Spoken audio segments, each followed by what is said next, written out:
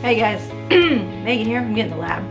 I just picked up this Spider-Man comic for $5 at my local comic book store, and I just pummeled through this whole thing in a night the other night, and it was just so nostalgic to go back, you know, into my youth and kind of feel all the feelings that I used to feel when I used to be super into comic books and super into drawing, penciling, animation. I'm still into all that stuff. I just find that I've been drawn away from it as I've moved into adulthood. I don't draw anymore.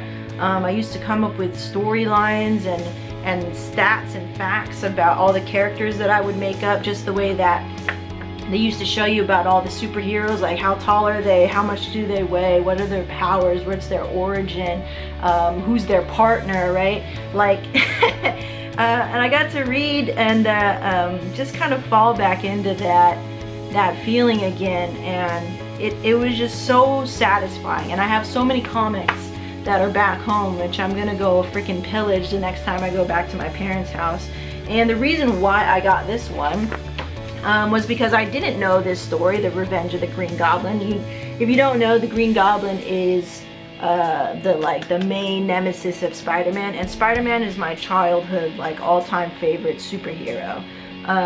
None of the movies have done him justice, and I'm all mad at all of them. Okay, anyway, more importantly, one of my favorite artists are he does 1 or 2 stories in here. It's a collection of different pencilers, different artists and colorists. But I don't know how people say it. I call him Junior Jr., John Romita Jr.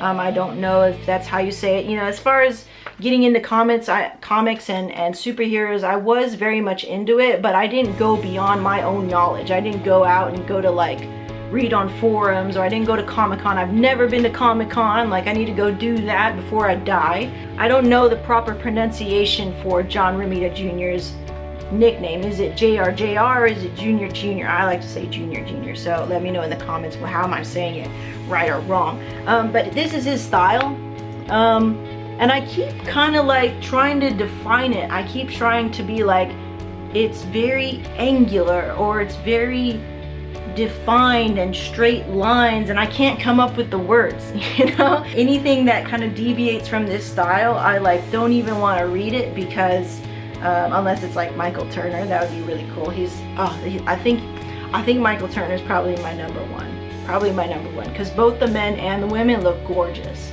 But I won't even read another penciler's work, because this is what I grew up on.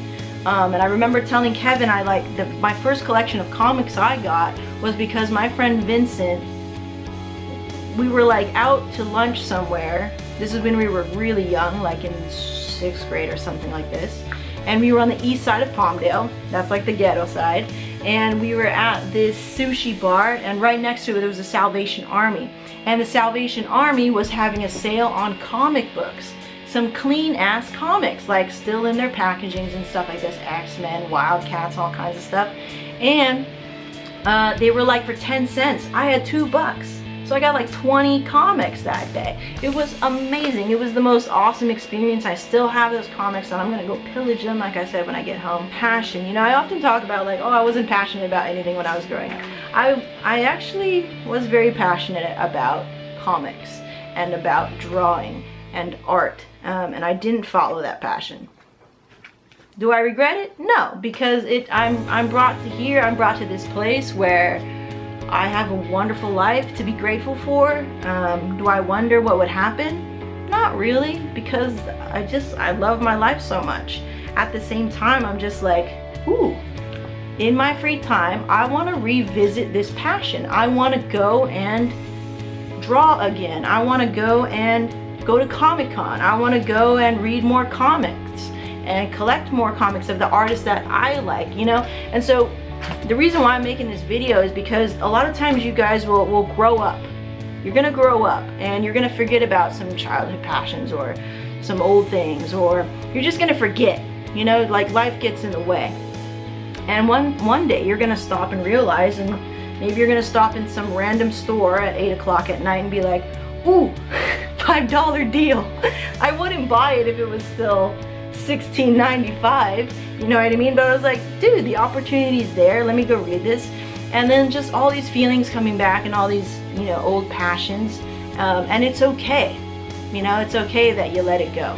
It's okay, because as long as you're still here and you have some time, like, use that time to go and, you know, indulge in your old passions. And please don't regret that you didn't pursue it. Everything worked out the way that it was supposed to work out. That's kind of just how I see it. It's just like, well, I'm here. I mean, what? What's gonna happen? You know, if I went back and did the whole comic book thing, maybe I never would have met Kevin. Maybe I never would have got Caden. You know, all these things. So the way that your life is right now, like, be grateful for it. If you forgot some passions before, just pick them up again. Who cares? Like, maybe they'll be cheaper. I'm just making this one-off kind of video because I'm rekindling this passion in me. I'm learning more about the artists that I used to love when I was young, and I just want to get more into it. I want to encourage you guys to do that too. So good things, and I'll see you next time here on Behind the Hustle. Peace out.